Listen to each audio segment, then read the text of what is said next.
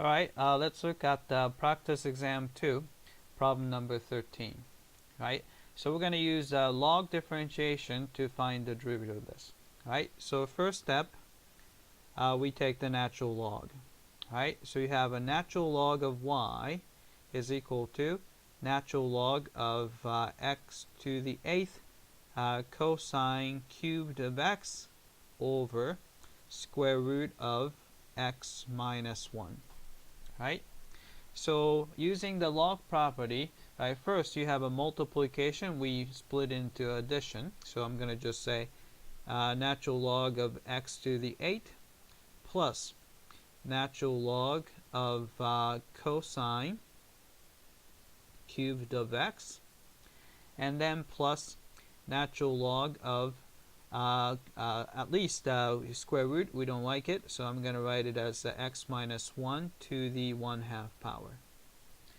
Alright, and one more thing we can do is we can actually move 8 in front of the log. So if you have a power, you can put it in front of the log. So you have a power, you can put it in front of the log. Alright, so you end up getting this guy right here. So it's 8 natural log of x plus 3 natural log of cosine of x, and the plus 1/2. Oh, actually, sorry, I messed it up. Since it's a division, so it's actually a subtraction. Right? Subtraction 1/2 natural log of quantity x minus 1. Alright, now we're ready to take the derivative. Right, so let's take the derivative with respect to x. Right, derivative of natural log of something is whatever inside the natural log, put it on the bottom. Take the derivative, put it on top. Right, so you have 8. Derivative of natural log is 1 over x. Right, and you have a 3. Then derivative of natural log of cosine of x, so whatever inside, so cosine of x goes on the bottom. Take the derivative of that, put it on top because of the chain rule. Right? Then you have a minus 1/2, and then whatever you have on the bottom, put it on in the inside on the bottom. Take the derivative of that, put it on top. All right.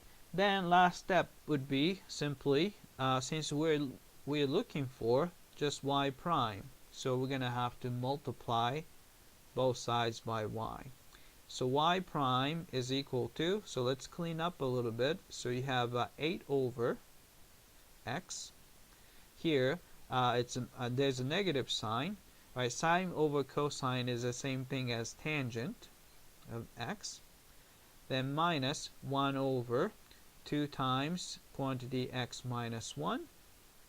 Right, then y is originally this guy, so I'm going to put the expression in terms of x, which is x to the 8th cosine cubed of x over square root of x minus 1.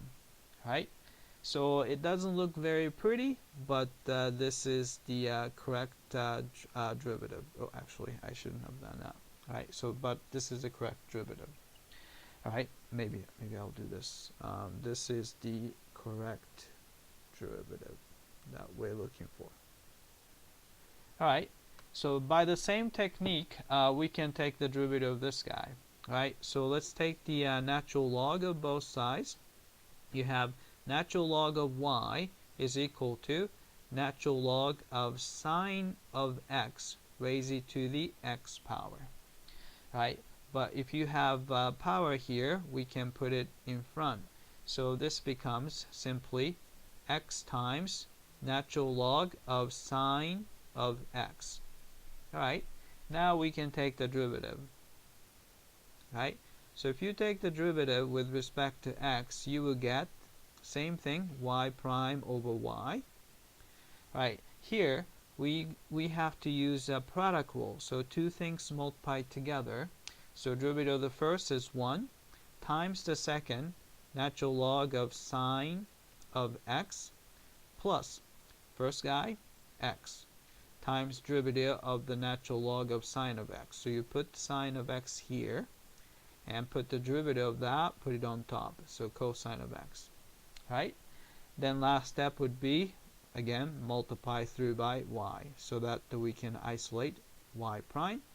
So you have natural log of sine of x plus x times, this is cosine of a sine is cotangent of x, then you're multiplying by quantity sine of x raised to the x power, right? So that is the derivative for part B. All right, that's it. I hope that this was clear.